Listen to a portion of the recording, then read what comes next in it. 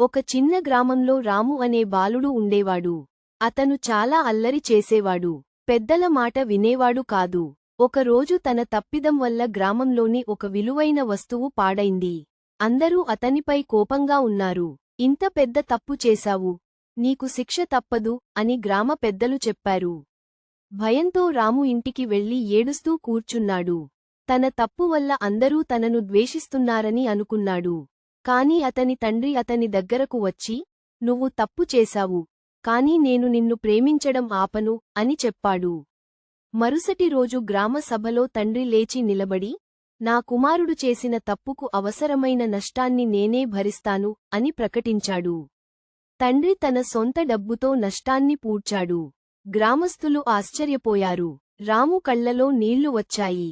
అప్పుడే అతనికి తన తండ్రి ప్రేమ ఎంత గొప్పదో అర్థమైంది. అలాగే మనం కూడా జీవితంలో ఎన్నో తప్పులు చేస్తాం.